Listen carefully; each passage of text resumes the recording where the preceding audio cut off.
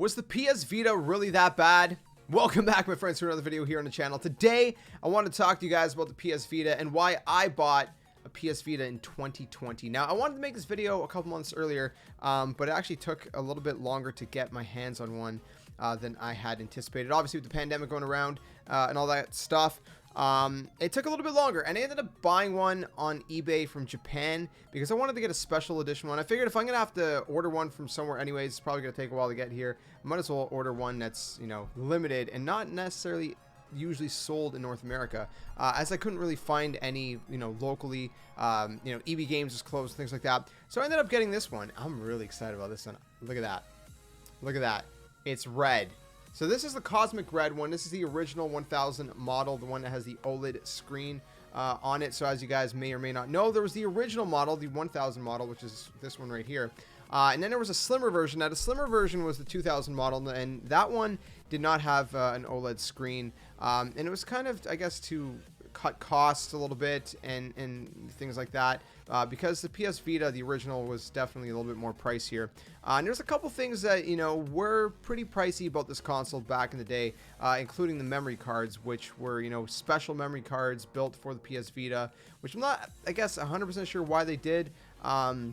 You know, obviously the Nintendo Switch uses a micro SD card, which would have been nice if this used that instead, which there is a way to make this use a micro SD card, but it requires a little bit of a workaround. But the PS Vita was an interesting console because Sony kind of just gave up on it.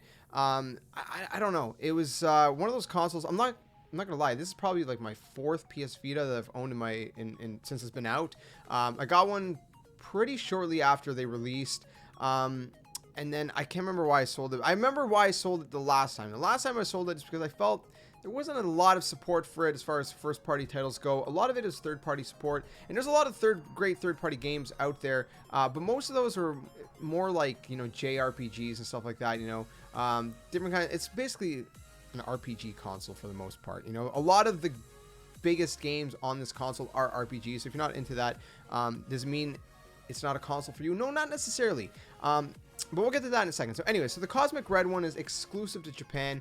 I don't actually think we got any color variations of the first model here in North America. I'm in Canada, so I'm pretty sure we only got the black ones. And then I think we got probably a couple of the color variations for the Slim. Not quite sure. I think most of the different color variations, though, were exclusive to Japan, which is crazy. So I did order this from Japan. Came in mint condition. It looks really good. I don't know if you guys can tell on camera, but I mean, the screen, there's like no scratches on it or anything. I mean, you guys can probably tell. It's mint. It is very mint. It was better than I anticipated. It wasn't even described to have any kind of memory card, and it came with a 16 gig memory card, which retails for about, if you're to get it on eBay or something, or Amazon, I think it's like probably like close to $50. But that might be Canadian currency. I can't remember. So anyways, so like I said, Sony, they kind of gave up on the console, which is a shame because I think this console always had good potential. I think my biggest complaints with it, as far as, you know, the physical portion of it, was that it never really had like an L2 and an R2. You'd have to use the back touchpad. And then the sticks, there's no L3 or R3. You cannot click on the sticks. But besides that, it was always a really good console. You know, the screen looks great. Maybe it's the pixel density, but it's always looked good, especially on the OLED screen. I've never played with the slim model, only the original model here. But I love this thing, man. It's a lot of fun. So why did I get one in 2020? Well, one of the reasons is because there's a couple games that I actually never finished on it that are first-party games, such as Uncharted Golden Abyss. So there are some pretty good first-party games on here. There's Killzone. There's PlayStation All-Stars Battle Royale, which is basically like PlayStation's version of Super Smash Bros., which is actually really good. It's a lot of fun. I love it. It's on PS3 and it's on PS Vita, so you don't need a PS Vita to play that one. You can just get a PS3. But it's a really good, really fun and good game in my opinion. You know, there's a couple different first-party titles. Obviously, there's a lot of Ratchet and Clank games on here. as well, which I'm a huge fan of. Ratchet and Clank, I love that series. So those are some great first-party titles as well. So again, in terms of games, I mean, just going off a quick list here, looking it up so I don't forget. There's obviously Persona 4, Persona 4 Golden. There's Final Fantasy X, which you can get on other consoles now, including PS4. There's Call of Duty Black Ops Declassified, which I thought was a pretty fun game to play on the PS Vita. A Call of Duty on the go. There's Need for Speed Most Wanted, which looked pretty good on here. There's Borderlands 2. Mortal Kombat, like I said, Uncharted Golden Abyss, which I never played through, so I wanted to go through that. There was Killzone, Assassin's Creed Liberation, which was a really good game. I love that game, but you can also get it part of the Assassin's Creed 3 Remastered bundle now. That's on PS4, Xbox One, and probably PC, if I remember correctly. But then there's games like Gravity Rush, Undertale. Just different games like that. Stardew Valley. There's the God of War collection on it. Like I said, there's some Ratchet and Clank games. There's some like Little Big Planet games, which there's just so many different things. Lego games. There's Rayman Legends, which has pretty much been on every single console now. So those are some of the kind of key games I think stand out. Like I said, PlayStation All-Stars Battle Royale.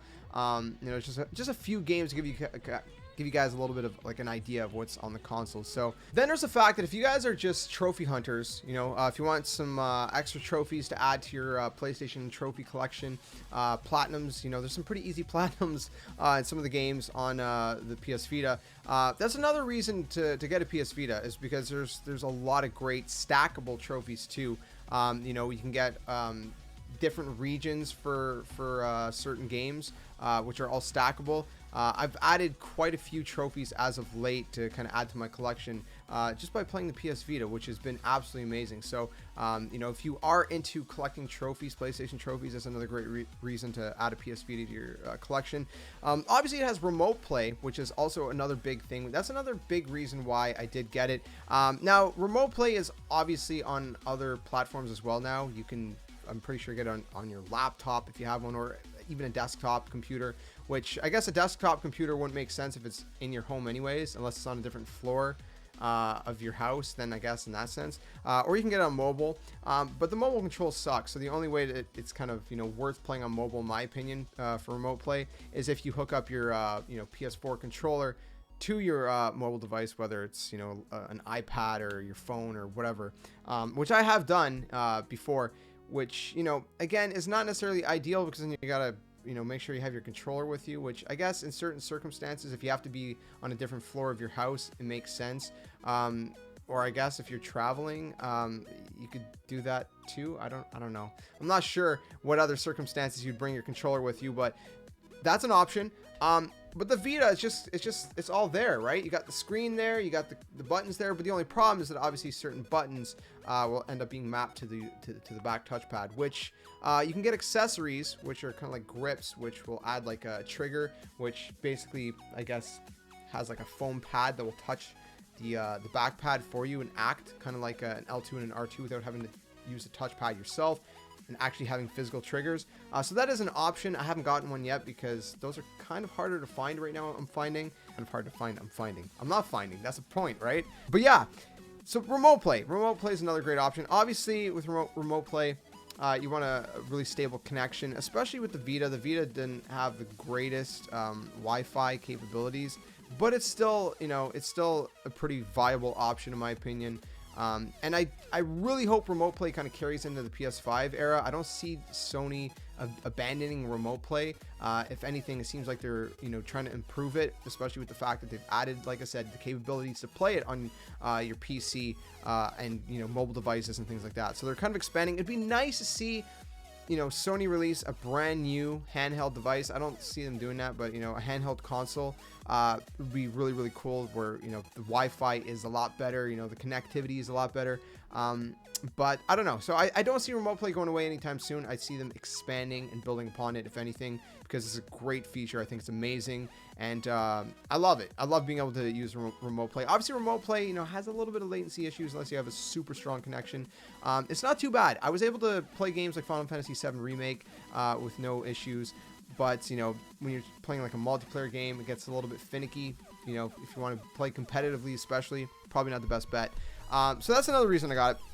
But I think the biggest reason to get a PS Vita in 2020 is homebrew. This is the most hackable console ever. It's the most easiest. It's has the most options. It's just very, very simple. Now, the process took me a good amount of time to do myself, but it's not something that you can't do on your own. There's guides online that are very easy to follow, and like I said, it's the most hackable console. It's very, very low risk as well, because, you know, again, the PS Vita has just basically been abandoned. It's like it's basically the console of the community at this point. It's basically the only thing keeping this console alive is the community.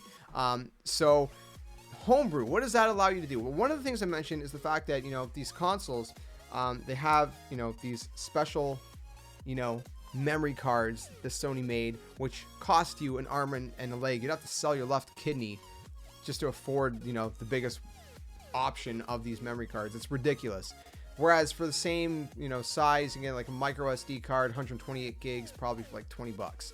Now, one of the things you can do with homebrew is you can actually get an adapter. You have to buy this adapter separately to put your micro SD card into, and then that would go here into the game slot of your PS Vita. And using homebrew, people have, you know, figured a way to code and hack and all that crap to allow you to use a micro SD card in one of these adapters that I'm talking about that will go in the cartridge, you know, the game cartridge slot. And if you're homebrewing anyways, you probably won't need the game cartridge slot, because you're gonna, you know, probably have most of your games digital anyways. So there's that option as well. Now, one of the things that kind of started, you know, my whole journey to getting another PS Vita was actually the fact that I wanted to play Final Fantasy VII Crisis Core, which is a PSP game, not a PS Vita game. But I was like, you know what? PSP's used versus PS Vita's used, from what I was seeing, at least for me, they were very close to the same price, you know, like 100 to 150 bucks, give or take. I got this one actually pretty cheap. I think it was like 120 bucks US. Really good deal. And it came with the box. It came with like all the manuals. Like, for a collector, it's basically what you'd want, right? You got the like pristine box, all the manuals, the cables, you know, everything was good. Plus I got a memory card, which wasn't even supposed to be included. So bonus. But yeah, so PSP games, there's a PSP emulator in the homebrew, which you can play, you know, any PSP game. Unfortunately, you know, there are PSP games on the PS Vita digital store that, you know, are obtainable, purchasable, you know, the normal way without homebrewing. But unfortunately, games like, you know, Final Fantasy VII Crisis Core or, you know, Kingdom Hearts Birth by Sleep, they're not on there, which really, really sucks. So the only way to play them on a PS Vita is to homebrew, where you can play, you know, all kinds of PSP backups, which are basically, you know, digital versions of the PSP games that you can make from, you know, physical copy of you know, a PSP game. You know, there's other emulators for even like Nintendo consoles, like an N64 emulator. There's like an NES Super Nintendo emulator. There's all these different emulators for other games. You can play PS1 games, which again, I think there's some PS1 games available on the PSN store anyways, but with, you know, homebrew, you have way more options of a PS1 library. Pretty much like any PS1 game you could ever want or dream of, you can have access to. So honestly, I guess to recap, why did I get it?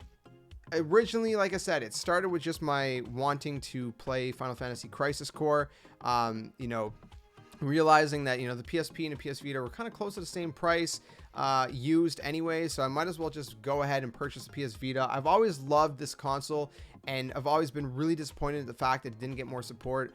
Really disappointed that, you know, Sony kind of gave up on it, that, you know, everything, you know, the cards were kind of stacked against the console from the beginning. You know, the fact that, you know, it was kind of pricey, the memory cards were proprietary, and, you know, there was only, you know, that was like the only option. There was no micro SD cards, and they were super expensive. Again, you know, the cards were stacked against it. It sucks that Sony gave up on it. I would love to see Sony kind of take a crack at another handheld console, because I've always loved them. The PSP and the PS Vita, I think, are great consoles for what they are. But like I was saying, you know, it kind of all started with that whole idea of wanting to play a PSP game that's not available in the PSN store. And so I'm like, well, I would have to homebrew it, and I started looking into that. Then I realized that homebrew is like this huge thing. Like, there's so many options. Homebrew can even allow you to have a battery percentage status. So that's not something built into the console. That's something that you can only have through Homebrew, where, you know, people have added that ability.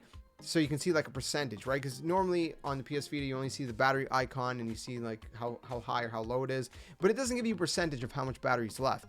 In Homebrew, there are, you know, certain things you can install that will allow things like that. There's so many different options with Homebrew. Like I said, this console, you know, may have been abandoned by Sony, but the community's basically taken it and, you know, breathed a bunch of life into it. You know, as far as, you know, the options you can, you know, I guess have with this console. So I don't know, I guess, you know, like I said, remote play, so I didn't have to bring my controller with me wherever my phone was, and, you know, Homebrew, so I could play, you know, any kind of game outside of the PS Vita catalog, like PSP, PS1, even some Nintendo games on it. It's crazy. Like I said, this is the most homebrewable console ever, and it's very simple, very easy. There's guides that will walk you through it if you want to do it. You know, like I said, options where you can use a micro SD card in it, again, through Homebrew. So many options, so many possibilities. So I don't know, I just thought it was a console that I wanted to check out again in 2020. I've been having a lot of fun with it. There's been a lot of, you know, games I've been checking out. Like I said, I'm excited to play through Uncharted Golden Abyss for the first time. Some of the first party games that were on here, even though they may be limited, but there's still, you know, a lot of hidden gems on the PS Vita. So I don't know. That's kind of my my rant, I guess, on why I got a PS Vita in 2020. Let me know in the comments section below. Do you guys own a PS Vita? Have you ever owned a PS Vita? And if you don't, do you plan to get one? Or if you have and sold it, do you plan to get another one? Why or why not? Let me know in the comment section below. Like I said, you get pretty good deals on them right now. They just went out of production, I think, in 2019. So the prices are going to start going up. So if you want to get a PS Vita, 2020 is the time. The price will start ramping up on the used market because, like I said, production, I'm pretty sure went out in 2019. So they're going to start getting a little bit more, you know, harder to find. They're going to be hidden gems, if you will, to get your hands on. So pick one up now if you guys do want to pick one up. And if you have any questions or thoughts, let me know in the comments below. Anyways, thanks for watching. I'll see you guys very soon in another one. Until then, friends, game on.